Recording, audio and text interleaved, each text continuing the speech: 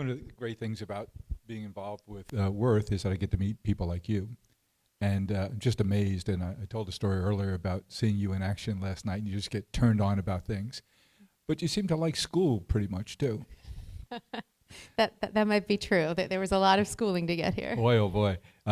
Dr. Bhatt is a physician and a scientist. You do have it right that I studied forever. I was at Harvard and then Yale for med school. Yum. Came back to Harvard in 2001 for the medicine, the pediatrics, the congenital heart disease, and we counted it 17 years, Jim. 17 years of training. Wow. I tell you, college was 11 of the best years of my life. So how did you get focused in cardiology?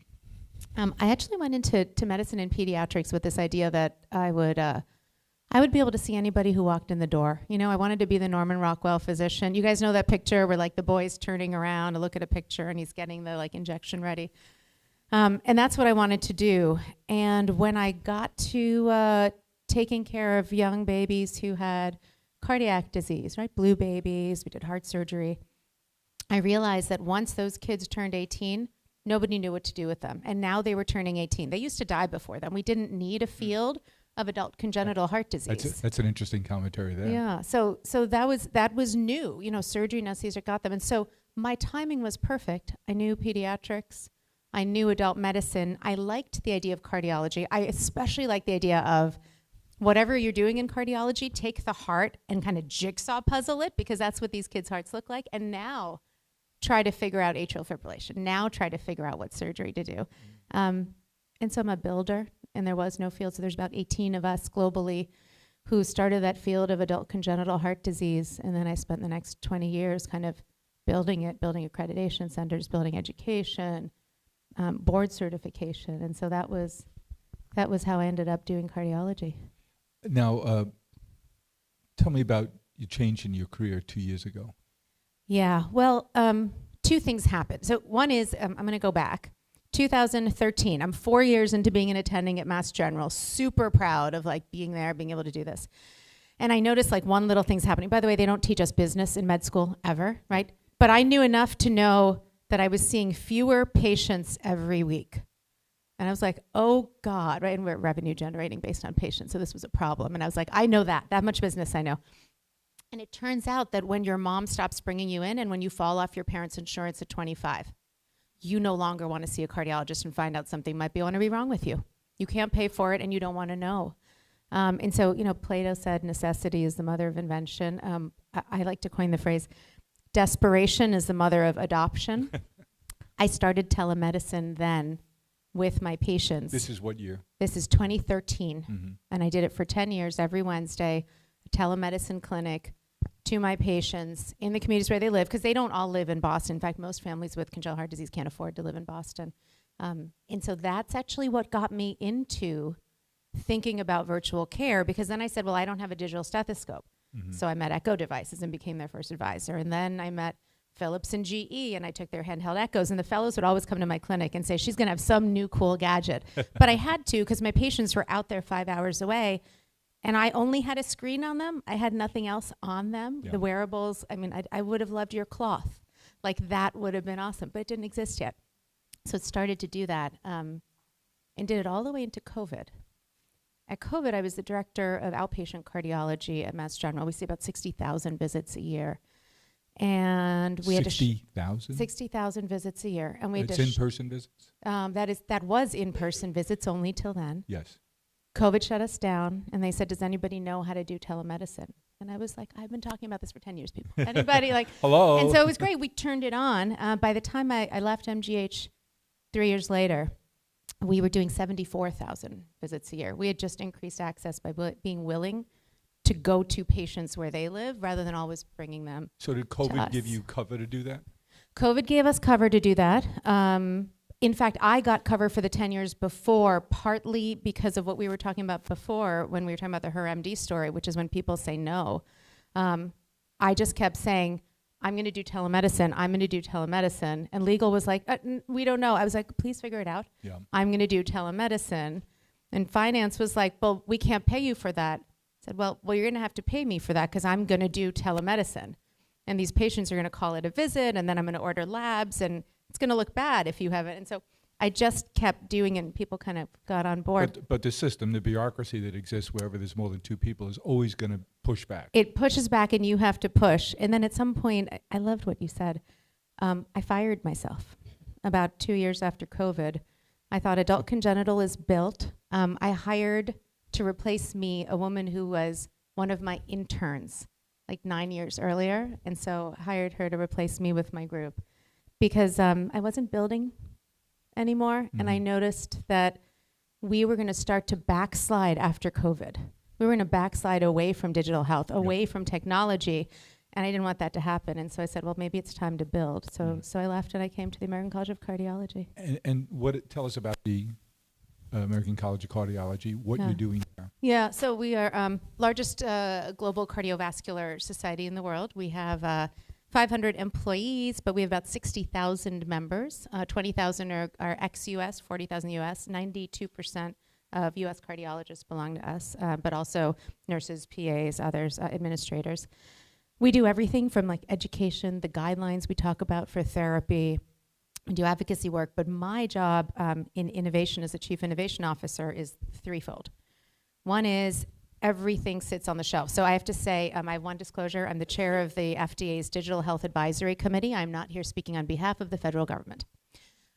However, as the FDA chair, you do notice that nearly 86% of cardiovascular technology sit on a shelf. So at the ACC, what my group does is we really work to say, what are the impediments to scale? How do you determine which of those 80% are ones you want to put your energy and your talent and your resources behind? Yeah, the first is a genuine founder who understands their why.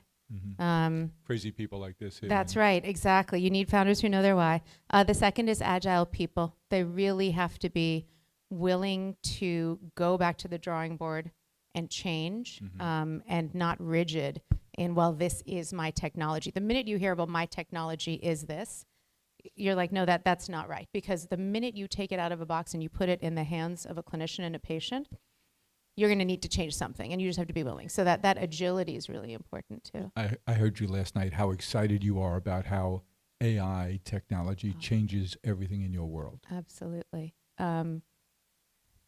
Remember when we were talking about facing your back to a patient to type? That was so not Norman Rockwell for me, right? Like and I'm like that's not it.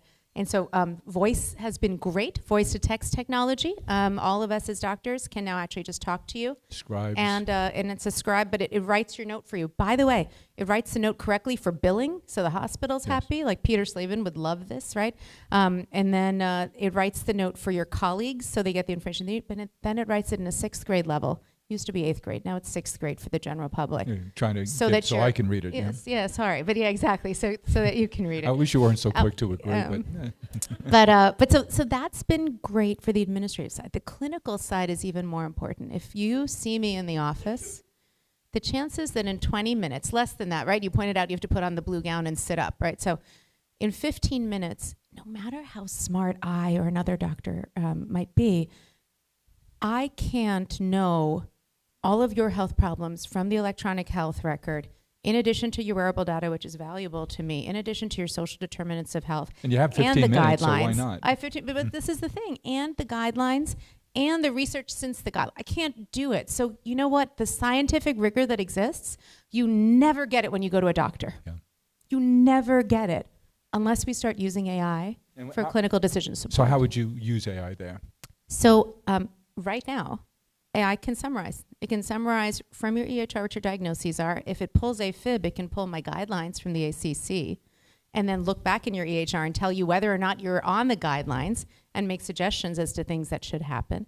It can pull your social determinants and tell you things like, hey, they don't have a pharmacy even on file, right? So this is probably important because I'll be like, I prescribe this, and I don't even know they don't have a pharmacy. Mm-hmm. So it can actually be done right now, and it does not replace a doctor. Because you still use your clinical acumen. You're just more efficient. You're happier. Could it prompt you to make sure probe here? Absolutely. Yep. Absolutely. It can prompt you to probe. It can read your scans. So, if I'm reading CAT scans all day, 22 CAT scans, I'm reading the next one in the list. Turns out that number 7 is somebody who's about to die. Mm-hmm. They have an aortic dissection. I don't know that. I'm just going to go 1, 2, 3, 4, 5, 6, 7, Yeah. right? AI So makes it number 2. Next thing it I read. triages. Triages. Mhm. So those are the uses of AI that I think are, first of all, are here now. Uh-huh. And second of all, I think if we implement, we will get better care and we'll get more efficient care. And you have to align efficiency and fiscal with outcomes to get things done nowadays, right? So we talked earlier about access, and not everyone has access to MGH.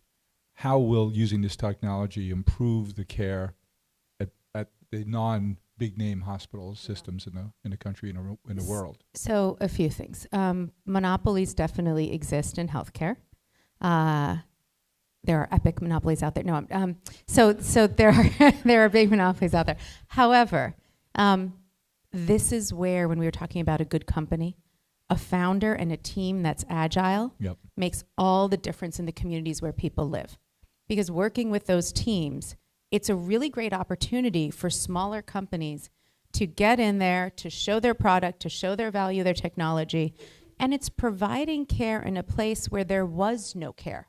So you could say, hey, Dr. Bhatt, are you sure you want to use a hypertension system where you measure blood pressure and then give them a recommendation, and one nurse is doing it for 1,000 people? Like, that's not right. Each person needs a doctor. And the answer is, sure, you could say that, or you could say those 1,000 people are getting no care. Mm-hmm. So do you want to deny them care, right? You gotta be practical, yeah. That's the population health aspect. Mm-hmm. And I think it's really important for cardiometabolic risk. You know, we're talking about longevity, but Yeah, because you were talking about managing a hypertension. exactly. I'm talking about the early level things that you need to do. How do you get to causal? How do you get to that? Gosh, you asked the right questions, Jim. I mean, can't AI help you there to look at the... It is the holy grail. Mm-hmm. So there are many people creating what we call foundation models, right? Which is, if I put all these factors in about you or you or you, right? Each of yours are different. There's going to be a driver. And so where I hope we'll get to, I don't know how we're going to price it and what the fiscal part is going to look like, is to know that for you, if we both have AFib, diabetes, and something else, Mm-hmm. diabetes is going to drive your mortality, but AFib's driving mine.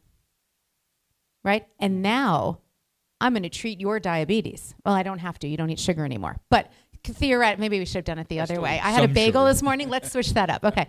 But the point being, I'm going to know which of your diseases actually matter, because the average adult after age 60 has 2 to 3 chronic diseases. That's like 17 meds. Who wants, 2 to 3 chronic diseases. So that's like 17 meds. Like, who wants to do that? But if you know and you tell me, hey, this is driving your mortality, yeah, I'm interested, because I may prioritize that, because there's a lot to prioritize in life, right? And I'm not going to, even I am not going to take 17 meds. I heard you mention echo access. Yeah. What do you mean? So when you are in the community, one of the first things we need to be able to do is triage sick from not sick. That's the thing that's missing globally, all over the world. And so to be able to take handheld devices and simply say, you have a disease or you don't, you need attention or you don't, and get people there, that's something that's undervalued and not done enough. Now, eventually we'll be able to do it where you wear your T-shirt and it tells you everything about you, right? Mm-hmm. But for now, we have the technologies that can be used in the community. And by the way, a community health worker can do this. I was presenting in Dubai, and a group of women from Pakistan came up to me. And they said, doctor, we wanted to tell you, they're all community health workers. They were using ultrasound that had AI guidance that just would tell them, that's the right spot, turn left, now it turns green, take that picture. And they would tell them if a pregnant woman had a child with congenital heart disease or not. And the ones that did, they sent to the big city in Karachi in Pakistan. Mm-hmm. These women had less than a 7th grade education. And they were saving mothers and babies. So there's a lot of opportunity. And what tools do you think you will be using or recommending that your community of cardiologists use to incent and reward the right behaviors? When we think of, so we have a culture problem in medicine, okay? And the culture problem is we really dislike Dr. Google, right? And we kind of aren't big wearables fans as a whole. And that's because our issue is, and what I try to teach is, it's not consumerism, it's patient agency. But we're not all there yet as clinicians. So the right behavioral model, like, do they want to take care of patients? Yes. Are they going to, do the right thing in the office? Absolutely. Are they willing despite how burnt out they are, to take this extra information that is continuous information, not twice a year at a doctor's office, really valuable, and add it. I think that's the behavioral change that we most need to see. Well, you have behavioral change in the patient community and behavioral change in the cardiology. And I think if we had behavioral change in the cardiology or even just the medicine community, where we said it's not consumerism, it's patient agency, build me infrastructures to bring that data in. We just created an Apple Watch guide with Apple and ACC together. It just came out last week. And it's a guide to patients saying, when you have an Apple Watch, here's exactly what you should do and how you're going to bring that information to your system. And then it's a guide for clinicians saying, hey, they're going to bring you this in this format, and this is how it's going to work. This is the infrastructure. Go set it up. It's going to, if we as clinicians say we need an infrastructure for digital health, for AI, for virtual, and we demand that because our patients are our partners, then what patient's not going to, I mean, a lot of patients still have a lot of life to do, right? Yep. But we're making it easier for patients to collaborate in their care. Right now, we just lecture patients very paternalistic or maternalistic. And we need to go from paternalism to partnership. So you're standing in Davos talking about longevity. That's how every conversation starts, right? Yeah, that's right. Davos is an amazing place. Worth is a media partner of the World Economic Forum. Yeah. And you were talking about longevity, and people are looking at you like, what is she talking about? Yeah. So it was my first time in Davos at the World Economic Forum. If you haven't been, it is insane. And the kind of people you meet. But so there I am. This whole group has been there. I mean, they've all been there. I'm the only one. I'm the newbie, yeah. But I'm talking about longevity. And so a few things. One is I love that we're going to talk today about nutrition. Fiber, if I can say it. Microbiome is really important in the gut. I love thinking about stress reduction and sleep. So we're going to get to all these things, which is incredibly exciting. But if you are in the top tertile of cardiovascular health, it adds 8.3 years to your life. Say that again. If you are in the top tertile of cardiovascular health in the world, and you stay there for your lifetime. And that's behavioral. It's both genetic and behavioral. That is genetic and behavioral. It adds 8.3 years to your life. And I love all your guests today. None of them can add 8.3 years the way we can with good cardiovascular health. Now, the route to good cardiovascular health is a lot of things we're going to talk about. It's the sleep, it's the nutrition, in addition to the genetics and the meds and the other things, right? And so, but when I got up there, even if it's a genetic issue, it's the behavioral issues are then even more important. Absolutely. And behavioral issues are driven by that. That's why it's good to know your genetics. We may or may not be able to change it yet. By the way, if you see me out there running in and out, I'm leading a call about gene editing right now, but I have my team doing it. And so that's what we're talking about. How far away is gene editing? One of the guys on the call just said, however, to make clinical change in practice takes on average, any guesses? Just yell it out. You can yell it here. Yes, who said 17? Yeah, 17 years. You know, of course you know. Glenn is such a show-off. Of course he knows. That's right. 17 years, right? So that's when you say, why do you leave practicing cardiology, being Norman Rockwell-ish every day? It's because it can't take 17 years anymore. We can do better. We can do faster. But it means people like me with clinical experience, operation experience, people like you who are investing or who are new tech people, we need to be working together to make that happen, and we need an infrastructure. I say this at the FDA all the time. People say, are you going to regulate us? And I'm like, no. Not that I'm not going to regulate you, but... Oh, come on, you got to have a couple up your sleeve. But the point is, we don't want to be regulators. We want to be infrastructure creators. If you have an infrastructure to bring new tech in, to bring new devices in, to bring new pharma in, you're actually going to, make things a lot faster, a lot better. And so I think about regulation more as creating infrastructure with guardrails. Speaking of WEF, we have a couple of people here, veterans of WEF. What do they do at the World Economic Forum to focus on changes in healthcare? We have a big contingent of AI in healthcare at WEF now. We're kind of really proud. We come from all over the globe, different places. And there is a real push in a climate-sensitive way, but we're getting better in terms of the power needed for AI and climate. I think it will change over the next few years. But in a climate-sensitive way, to think about implementing AI for those community health workers, implementing it for the burnt out workforce here in the States so more people don't leave healthcare, and implementing it as voice agents for patients. Mhm. So there are things that we can do for you that we can program into an algorithm. And as long as you don't think we're trying to fake you, like, hi, I'm a nurse from Mass General Hospital, I'm calling you, don't do that. Hi, I'm an AI agent from Mass General. You were discharged 2 days ago. Is it okay if I ask you a couple questions about how you're doing? We need that. Yeah. We need voice agents. And, Vivek Murthy, who was our last Surgeon General, he and I trained together. And he wrote his book on loneliness, right, being an epidemic. Amazing work he did. He did. Pretty courageous. And he's been that focused since he was like 12. Let me Yeah. just tell you, like his kid, I shouldn't call him a kid. He's obviously our Surgeon General with great respect. But he's the a kid. loneliness thing is right, Yeah. right? And so the AI agents also help us solve for some of that.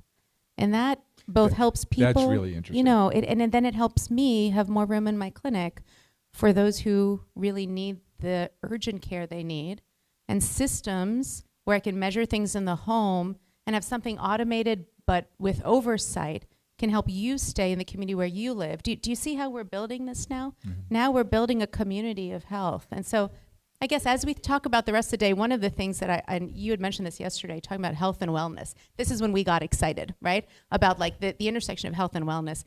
That's the opportunity right now. There is an area between like health has come to here, wellness has come to here, and like the companies, the technologies, the platforms that we can build now, literally in the next kind of 24 months, that bring health and wellness together there, and it's going to be cardiometabolic. I'm telling you that right now.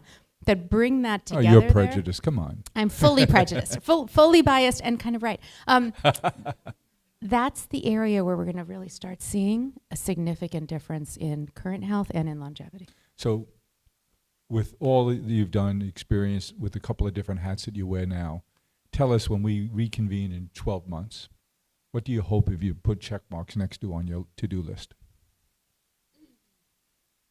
For me or for this room? For you.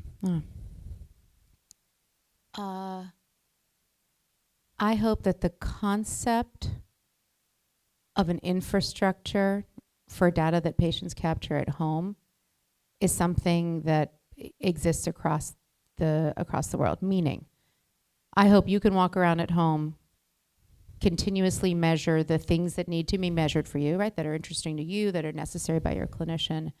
And then that data is flowing into your clinical care because we did it right at the FDA and we built an infrastructure, because we did it right at the ACC and our other partner organizations, and we gave you guidance on how to do it, and because we talked about it enough that clinicians accepted that it's not consumerism, it is patient agency.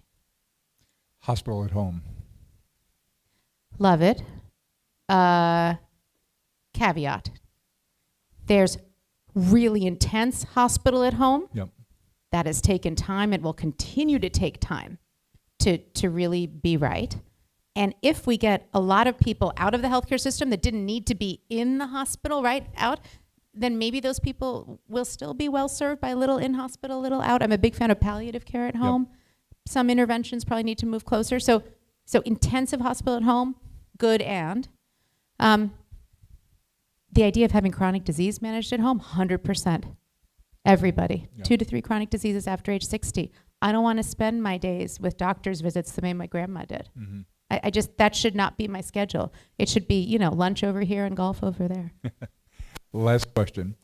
In your clinical years, when you met a patient and they come in with someone with them, a spouse, a close relative, who's helping them to hear, ask the questions because they feel anxious, are you making a judgment about they have a good, healthy support system, they're in better shape than that poor son of a gun who comes in and it doesn't really have anybody in their life? How much of a difference does that make? So 1, it makes all the difference. And number 2, we don't know how to judge that. So I'm going to go back to where we started. But you have a point. I'll go back to where we started, though, which is when I started doing virtual medicine, and now I was seeing people in their home where they live, right, on their couch. I saw families that I didn't know people had before because they couldn't come in necessarily, and they might be too nervous to talk about, and I didn't have time maybe sometimes in the Norman Rockwell style to ask To about learn, those yeah. relationships, right? And so I think this ability to follow people in the home, whether you're, putting the Alexa looking thing, into the, different floors of your house, but like following people in their home. Maybe I'll end with a story. One of my patients needed a third-time heart surgery. He was still under age 40. Wow. And I finished his ultrasound, I read it, and I had to tell him, and I told Linda, who was my admin at the time, I said, Linda, you got to call him, tell him to come in. And Linda, with her delightful like Boston Italian accent that I will not imitate, was like, I've called him 7 times. He's not coming. You got to do a telemedicine with him. And I thought, God, this is not Norman Rockwell. I am not holding your hand. I'm like, that's what I need to do. I see him over the screen. I have to tell him he's sitting on the couch. His partner's there. His kids are like in the background. Dog's somewhere in the corner. I still remember the dog barking as I was like, oh God, I'm really going to do this. And I told him, and he said, okay. And we processed. We went through some questions. 3rd open heart surgery before age 40. And then his partner left the room. And he looked at me and he looked right in the camera. Usually you're looking like here. He was like eye contact on the camera. I was like, oh. And he said, thank you.